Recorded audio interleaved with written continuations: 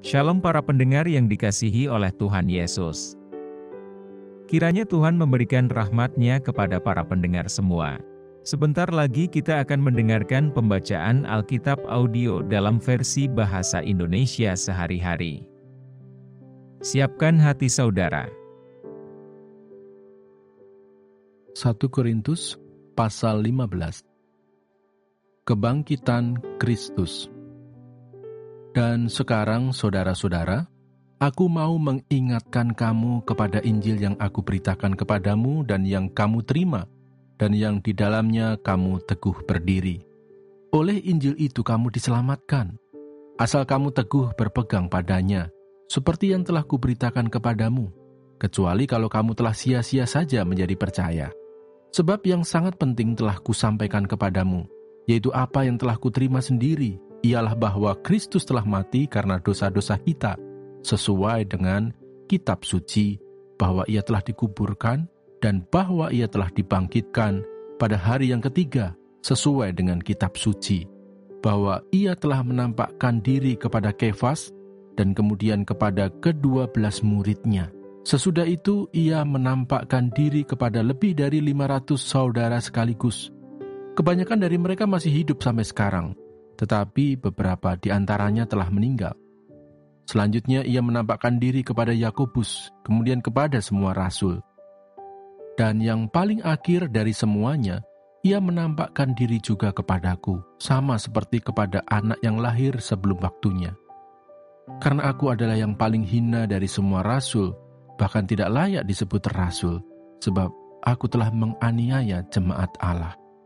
Tetapi karena kasih karunia Allah, aku adalah sebagaimana aku ada sekarang, dan kasih karunia yang dianugerahkannya kepadaku tidak sia-sia.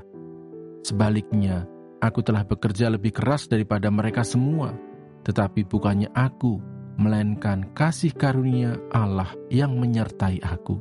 Sebab itu, baik aku maupun mereka, demikianlah kami mengajar, dan demikianlah kamu menjadi percaya. Kebangkitan kita. Jadi, bila mana kami beritakan bahwa Kristus dibangkitkan dari antara orang mati, bagaimana mungkin ada di antara kamu yang mengatakan bahwa tidak ada kebangkitan orang mati? Kalau tidak ada kebangkitan orang mati, maka Kristus juga tidak dibangkitkan. Tetapi andai kata Kristus tidak dibangkitkan, maka sia-sialah pemberitaan kami dan sia-sialah juga kepercayaan kamu.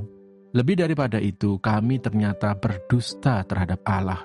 Karena tentang Dia kami katakan bahwa Ia telah membangkitkan Kristus, padahal Ia tidak membangkitkannya.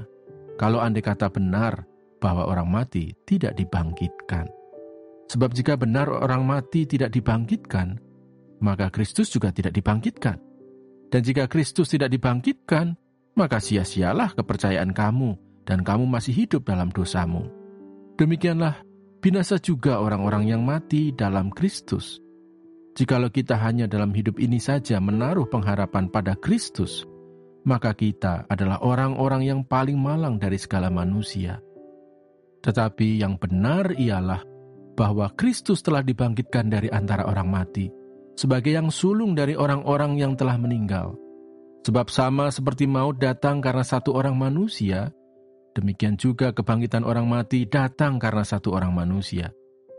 Karena sama seperti semua orang mati dalam persekutuan dengan Adam, demikian pula semua orang akan dihidupkan kembali dalam persekutuan dengan Kristus. Tetapi tiap-tiap orang menurut urutannya. Kristus sebagai buah sulung, sesudah itu mereka yang menjadi miliknya pada waktu kedatangannya. Kemudian tiba kesudahannya, yaitu bila mana ia menyerahkan kerajaan kepada Allah Bapa, sesudah ia membinasakan segala pemerintahan, kekuasaan dan kekuatan. Karena ia harus memegang pemerintahan sebagai raja, sampai Allah meletakkan semua musuhnya di bawah kakinya. Musuh yang terakhir yang dibinasakan ialah maut, sebab segala sesuatu telah ditaklukkannya di bawah kakinya. Tetapi kalau dikatakan bahwa segala sesuatu telah ditaklukkan, maka teranglah bahwa Ia sendiri yang telah menaklukkan segala sesuatu di bawah kaki Kristus itu tidak termasuk di dalamnya. Tetapi kalau segala sesuatu telah ditaklukkan di bawah Kristus, maka ia sendiri sebagai anak akan menaklukkan dirinya di bawah Dia yang telah menaklukkan segala sesuatu di bawahnya, supaya Allah menjadi semua di dalam semua. Jika tidak demikian, apakah faedahnya perbuatan orang-orang yang dibaptis bagi orang mati? Kalau orang mati sama sekali tidak dibangkitkan, mengapa mereka mau dibaptis bagi orang-orang yang telah meninggal? Dan kami juga, mengapakah kami setiap saat membawa diri kami ke dalam bahaya? Saudara-saudara, tiap-tiap hari aku berhadapan dengan maut. Demi kebanggaanku akan kamu dalam Kristus Yesus, Tuhan kita, aku katakan bahwa hal ini benar.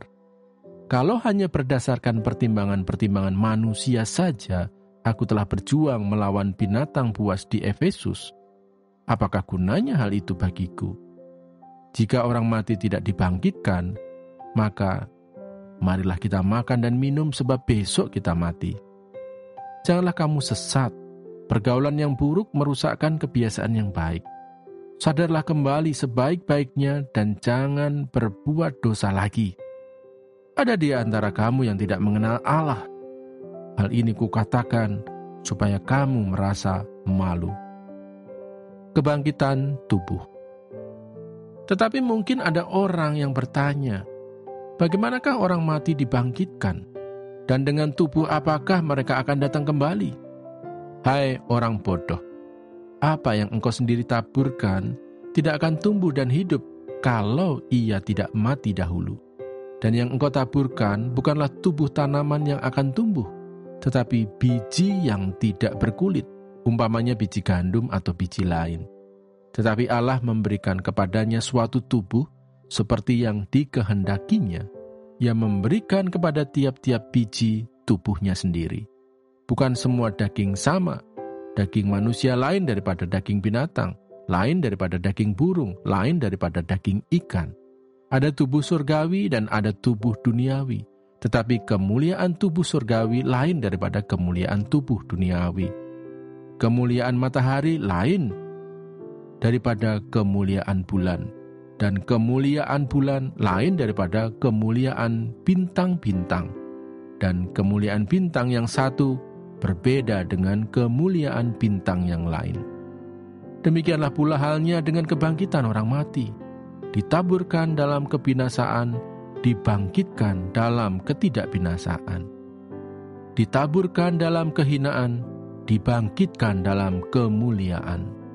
Ditaburkan dalam kelemahan, dibangkitkan dalam kekuatan. Yang ditaburkan adalah tubuh alamiah, yang dibangkitkan adalah tubuh rohaniah. Jika ada tubuh alamiah, maka ada pula tubuh rohaniah. Seperti ada tertulis, manusia pertama, Adam, menjadi makhluk yang hidup. Tetapi Adam yang akhir menjadi roh yang menghidupkan. Tetapi yang mula-mula datang bukanlah yang rohaniah, tetapi yang alamiah. Kemudian barulah datang yang rohaniah. Manusia pertama berasal dari debu tanah dan bersifat jasmani. Manusia kedua berasal dari surga. Makhluk-makhluk alamiah sama dengan dia yang berasal dari debu tanah, dan makhluk-makhluk surgawi sama dengan dia yang berasal dari surga. Sama seperti kita telah memakai rupa dari yang alamiah, demikian pula kita akan memakai rupa dari yang surgawi. Saudara-saudara, inilah yang hendak kukatakan kepadamu, yaitu bahwa daging dan darah tidak mendapat bagian dalam kerajaan Allah, dan bahwa yang binasa tidak mendapat bagian dalam apa yang tidak binasa. Sesungguhnya, aku menyatakan kepadamu suatu rahasia.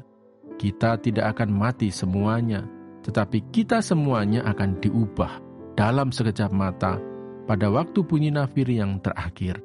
Sebab nafir akan berbunyi dan orang-orang mati akan dibangkitkan dalam keadaan yang tidak dapat binasa, dan kita semua akan diubah. Karena yang dapat binasa ini harus mengenakan yang tidak dapat binasa, dan yang dapat mati ini harus mengenakan yang tidak dapat mati. Dan sesudah yang dapat binasa ini mengenakan yang tidak dapat binasa, dan yang dapat mati ini mengenakan yang tidak dapat mati, maka akan genaplah firman Tuhan yang tertulis, maut telah ditelan dalam kemenangan. Hai maut, di manakah kemenanganmu? Hai maut, di manakah sengatmu? Sengat maut ialah dosa dan kuasa dosa ialah hukum Taurat. Tetapi syukur kepada Allah yang telah memberikan kepada kita kemenangan oleh Yesus Kristus, Tuhan kita. Karena itu, saudara-saudaraku yang kekasih, berdirilah teguh, jangan goyah, dan giatlah selalu dalam pekerjaan Tuhan. Sebab kamu tahu bahwa dalam persekutuan dengan Tuhan, jerih payahmu tidak sia-sia. Terima kasih Bapa di surga untuk firman-Mu hari ini. Berkati kami semua supaya kami mengerti isi hati-Mu. Terima kasih para pendengar semua, kiranya Tuhan memberkati. Dan jangan lupa untuk share dan subscribe.